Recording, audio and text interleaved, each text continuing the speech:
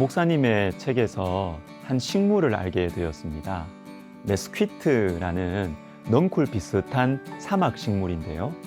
이것은 수많은 뿌리를 가지고 있는데 모래 밑에 30m까지 뿌리를 내려서 수분을 흡수한다고 해요.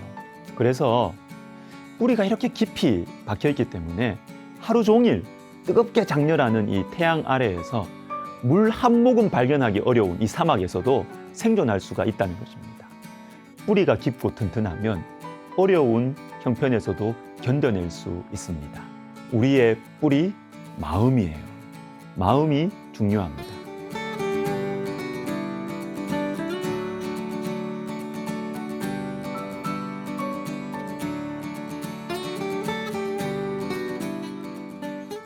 어제에 이어서 마음에 대해 한 번 더 생각해 보겠습니다.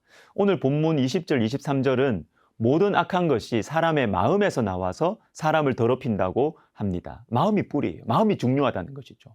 그래서 잠언 4장 23절은 이렇게 말씀하십니다. 모든 지킬 만한 것 중에 더욱 내 마음을 지키라. 생명의 근원이 이에서 남이니라. 로마서 12장 2절도 너희는 이 세대를 본받지 말고 오직 마음을 새롭게 함으로 변화를 받아 하나님의 선하시고 기뻐하시고 온전하신 뜻이 무엇인지 분별하도록 하라. 여러분, 우리 변하고 싶잖아요. 좀 달라지고 싶잖아요. 신앙생활 오래 했는데 좀 마음이 좀 달라지고 싶지 않아요? 마음이 새롭게 되어야 하는 것입니다. 열왕기상 11장에는 많은 아내들을 이렇게 취하면서 점점 변질되어가는 솔로몬의 모습이 나옵니다. 열왕기상 11장 2절에 그들이 반드시 너희의 마음을 돌려 그들의 신들을 따르게 하리라 하였으나 솔로몬이 그들을 사랑하였더라. 왕은 후궁이 700명이요 첩이 300명이라 그의 여인들이 왕의 마음을 돌아서게 하였더라. 4절 솔로몬의 나이가 많을 때에 그의 여인들이 그의 마음을 돌려 다른 신들을 따르게 하였으므로 왕의 마음이 그의 아버지 다윗의 마음과 같지 아니하여. 계속 나오는 표현이 있죠. 마음을 돌려 마음을 돌아서게 하였다. 여러분, 이 말씀은 솔로몬을 향한 하나님의 안타까움이에요. 솔로몬, 내 실력이 없어졌구나. 내 건강이 약해졌구나. 내 권력이 약해졌구나. 이렇게 하시지 않습니다. 이 말씀하시면서 주님이 안타까워하거나 슬퍼하지 않으세요. 그러면요, 내 마음이 돌아섰구나. 내 마음이 변했구나. 여러분, 마음이 중요합니다. 여러분의 마음은 잘 지내고 있습니까? 하시는 일이 잘 되고 있는지 제가 여쭤보는 게 아니에요.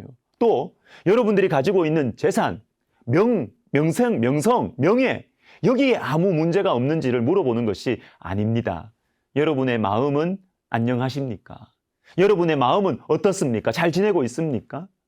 마음이 중요하니까 여러분 잘 가꾸셔야 돼요. 마음을 끊어내야 될 것도 있고 더 풍성하게 만들어야 가야 할 마음도 있습니다. 자, 오늘은요, 끊어내야 할 마음 하나를 말씀드리려고 합니다.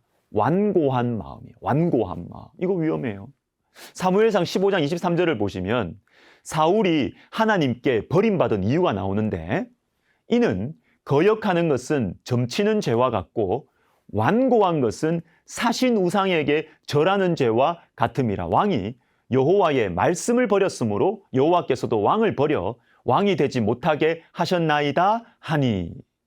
사울이 하나님께 버림받은 이유가 나오는데요, 그게 뭐냐 하면 완고한 것 때문입니다. 그리고 완고한 것이 무엇이냐 하면 설명을 해주시는데 여호와의 말씀을 버렸다, 이렇게 설명해 주십니다.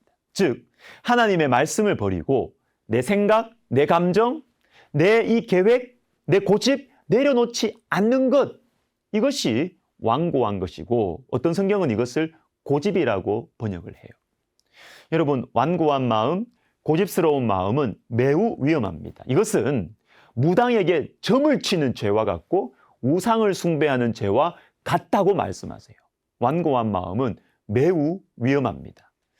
자, 제 경험을 하나 나누겠습니다. 저는 마음이 원래 완고했어요.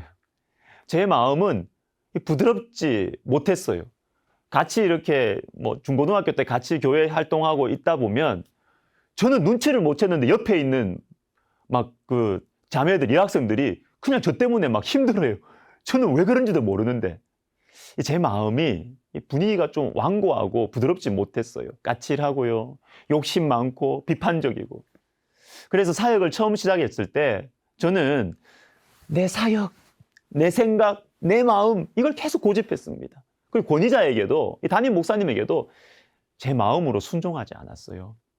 그런데 이상하게, 참 이상한 것은요, 말은, 설교는 논리적으로 하는데 성령의 감동이 없는 거예요. 그리고 제가 영적인 침체에 빠져서 몇 년간 참 힘들었습니다. 전도사 생활 할 때 말이죠. 그러다가 어떤 이 계기가 있어서 제가 평생 잊을 수 없는 은혜를 받았어요.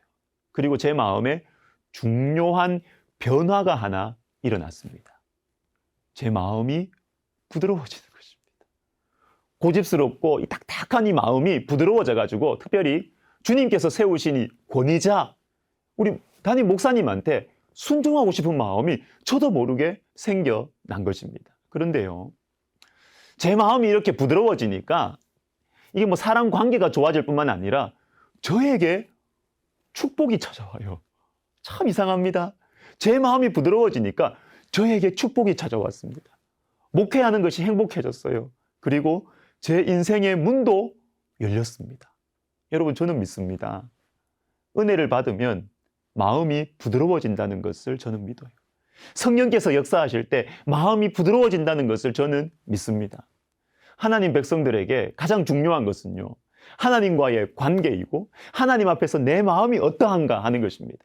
겉으로 아무리 옳은 것을 이야기하고 겉으로 아무리 정의로운 것을 이야기하고 행하면서도 여러분, 사람의 마음은 완고할 수 있습니다. 충분히 그럴 수 있어요. 하나님 앞에서 내 마음이 완고한가 부드러운가, 이것이 가장 중요합니다. 저는 여러분이 하나님의 축복을 많이 받았으면 좋겠습니다. 완고한 마음을 내려놓을 수 있도록, 그래서 마음이 부드러워지도록 기도하시기를 예수님의 이름으로 권면드립니다. 기도하겠습니다. 하나님 아버지, 우리의 마음 속에 있는 이 완고한 마음, 고집스러운 마음을 주의 성령으로, 말씀으로, 기도로 녹여주셔서 하나님의 축복을 받는 우리 모든 성도님들 되게 하여 주옵소서. 예수님의 이름으로 기도하옵나이다. 아멘.